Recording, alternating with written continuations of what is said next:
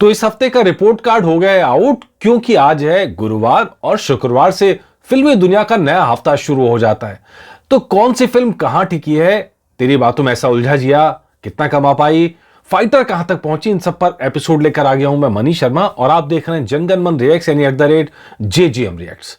तो सबसे पहले बात करते हैं सबसे ताजा फिल्म की, यानी तेरी बातों में ऐसा उलझा जिया, जो 75 करोड़ के बजट से बनी थी और 7वें दिन की अगर कमाई की बात करें, मतलब आज के दिन की कमाई की बात करें, तो तकरीबन 3 करोड़ की कमाई इसने बॉक्स ऑफिस पर की है। और इंडिया नेट की बात करें तो पूरे हफ्ते में इसने 44 करोड़ जुटा लिए। 75 करोड़ की फिल्म के हिसाब से 44 करोड़ जुटाना मतलब ऐसा है कि जैसे अपने आधा बजट तो निकाल लिया पहले हफ्ते में। अब अगले 2 हफ्ते का जो टारगेट है वो अगर सही सलामत चल गया तो फिल्म अपने 2 हफ्ते में अपना बजट निकाल लेगी, नहीं तो लाइफ टाइम में अपने बजट से तो ऊपर जाएगी, ये कंफर्म है यहां पे। क्योंकि इस हफ्ते 44 करोड़ का है तो अगले हफ्ते तकरीबन 14-15 करोड़ के आसपास ये फिल्म रहने वाली है और उसके बाद भी फिल्म थोड़ा थोड़ा कारोबार करती रहेगी। तो पूरे चांस हैं कि इंडिया नेट के अंदर अपने बजट से ऊपर जाएगी, मतलब ये फिल्म लॉस में जाने वाली नहीं है, ऐसा साफ साफ यहां पर नजर आ रहा है। तो बात करें दूसरी बड़ी फिल्म की और ये फिल्म है फाइटर। फाइटर फिल्म बहुत उम्मीद थी, मतलब जितनी बड़ी फिल्म है ये, उससे इसके जो कलेक्शन है उससे कहीं ज्यादा की उम्मीद थी, लेकिन 250 करोड़ का बजट था। ऐसे में सिंपल सी बात होती है कि हम मान के चल रहे थे कि 500 करोड़ का टारगेट इसके सामने है, 500 करोड़ तक तो इसे पहुंचना चाहिए क्योंकि तब ये सुपर डुपर हिट वाली श्रेणी के अंदर आती है।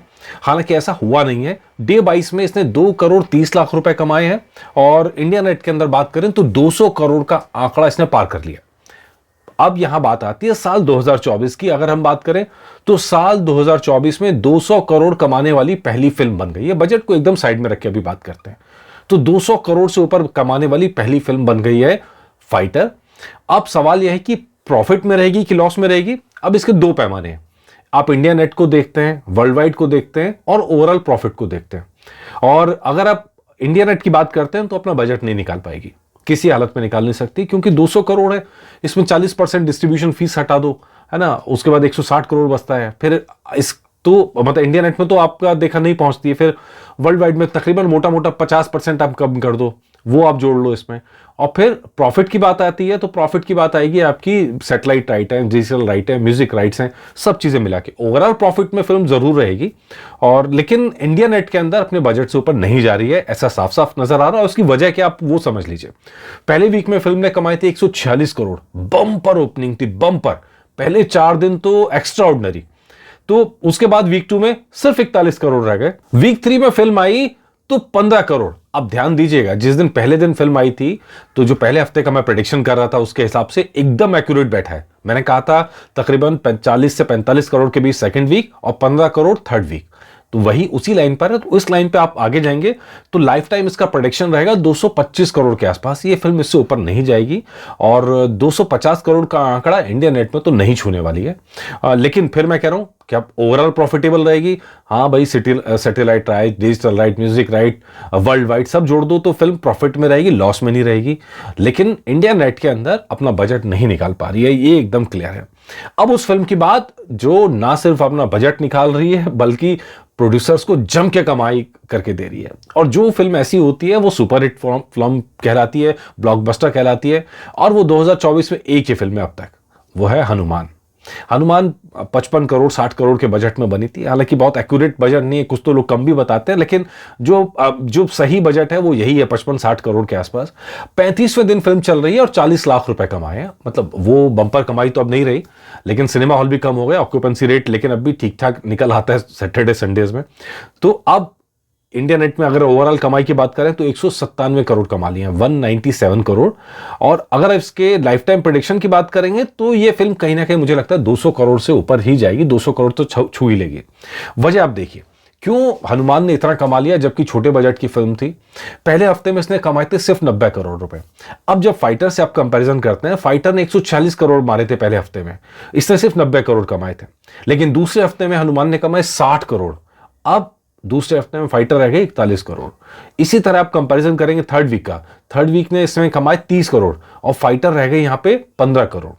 इस कंपैरिजन का मतलब पता नहीं कितना लॉजिक है कि नहीं है, लेकिन ये एक चीज दिखाता है, जो मैं दिखाना चाह रहा हूं वो है ड्रॉप। आप देखिए 90 से 60, 60 से 30, 30 से 12, मतलब ये कहीं ना कहीं अपना ऑडियंस को रिटेन करती वीक वाइज नजर आई है, और इसीलिए फिल्म ने इतना कलेक्शन किया। हालांकि अब 5वें हफ्ते में फिल्म का ड्रॉप आप देखिए, ये ड्रॉप कहलाता है जहां 30% के आसपास फिल्म रहे, 30-33% के आसपास फिल्म रहे, तो वो ड्रॉप है, भयंकर ड्रॉप है।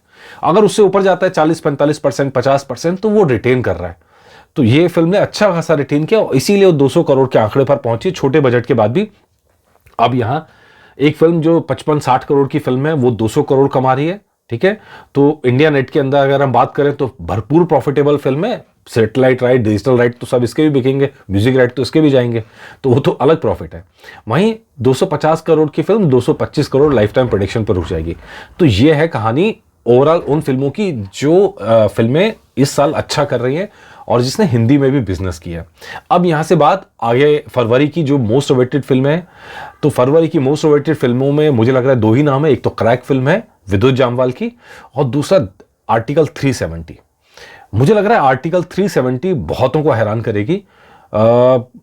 इंटरेस्ट तो उसका नजर आ रहा है, लेकिन सबसे खास बात नजर आ रहा है कि जो थीम है और जिस तरह का प्रेजेंटेशन अब तक निकल कर आया है, मुझे लग रहा है यामी गौतम की फिल्म सरप्राइज कर सकती है, अच्छा खासा मुनाफा भी कमा सकती है। बाकी फिल्मों पे तो नजर बनी रहेगी, और जो अपडेट होता है आपके लिए लाते रहते हैं।